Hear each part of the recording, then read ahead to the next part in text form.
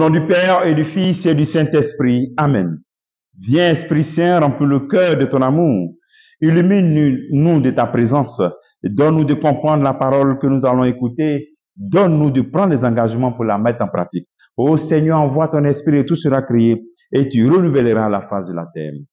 Bien-aimés dans le Christ, en ce 27 juillet, la parole de Dieu qui nous est proposée est extraite de l'évangile de Matthieu, chapitre 13, versets 24 à 30.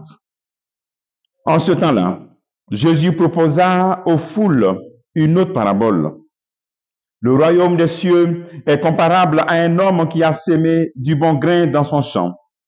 Or, pendant que les gens dormaient, son ennemi survint. Il séma de l'ivraie au milieu du blé et s'en alla. Quand la tige poussa et produisit l'épi, alors l'ivraie apparut aussi. Les serviteurs du maître vinrent lui dire, « Seigneur, n'est-ce pas du bon grain que tu as sémé dans ton champ? D'où vient qu'il y a de l'ivraie? » Il leur dit, « C'est un ennemi qui a fait cela. » Les serviteurs lui disent, « Veux-tu que nous allions enlever? » Il répond, « Non. En enlevant l'ivraie, vous risquerez d'arracher le blé en même temps. Laissez-les pousser ensemble jusqu'à la moisson. Et au temps de la moisson, je dirai aux moissonneurs, enlevez d'abord l'ivraie, liez-la en botte pour la brûler. Quant au blé, ramassez-le pour le rentrer dans mon grenier.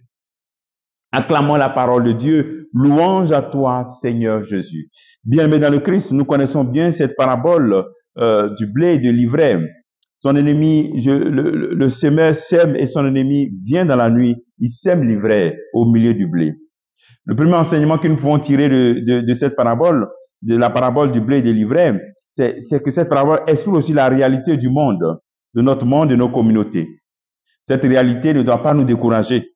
C'est-à-dire, dans notre monde, dans nos communautés, il y a de bonnes personnes, mais il y a aussi de mauvaises personnes. On ne doit pas te décourager à toi, à tomber, à ne plus poser de bonnes actions parce que tu es entouré de mauvaises personnes. Et nos communautés sont fondées sur la parole de Dieu, mais surtout qu'il y a des enfants aussi du diable qui viennent s'immiscer pour s'aimer l'ivraie, pour s'aimer la zizanie. Donc, ces œuvres du mal ne doivent pas vous décourager. Dans les communautés, dans les familles, il y en a. Il y a toujours des personnes qui créent des difficultés, ou bien qui posent des actions vraiment, des mauvaises actions. Alors donc, deuxième élément, c'est que pendant que nous gardons notre attachement à la parole de Dieu, nous devons avoir la patience de vivre et de dialoguer avec ceux aussi qui n'ont pas les mêmes opinions que nous. Voilà. Il faut avoir aussi cette conviction que tu veux vivre la parole de Dieu, l'appliquer dans ta vie, mais en même temps, autour de toi, c'est pas tout le monde qui a pensé comme toi. Donc, il faut savoir que c'est ça qui fait, c'est à la fin, on verra la vérité. Au moment de la moisson, la différence sera faite. Aussi, cette parabole nous enseigne aussi, parce que dans la réalité de notre vie quotidienne, souvent tu réalises ton entreprise, le matin tu viens, quelqu'un a déféqué devant ton magasin, ou bien il a mis un médicament, mis un canari, voilà, les ennemis invisibles, ils viennent quand tu n'es pas là. Donc le premier enseignement, c'est de savoir que d'abord, ce sont des œuvres invisibles, ce sont des personnes qui se cachent venir faire cela. Donc ça ne doit pas te décourager. Mais aussi même, en regardant cela, en regardant dans cette parabole, nous voyons que le maître dit, il faut le laisser. Donc, il ne faudrait pas se laisser affecter par les attaques. Par les attaques. Lorsque tu sèmes des bonnes actions dans ton entreprise, lorsque tu es en train d'entreprendre, quelqu'un va vouloir mettre des bâtons dans les roues pour que ton entreprise échoue, pour que ton business ne marche pas. Toi, tu ne regardes pas ces œuvres maléfiques. Tu regardes ton plan, tu regardes tes actions, tu corriges, tu ignores ces œuvres maléfiques. Voici un appel que le Seigneur nous fait.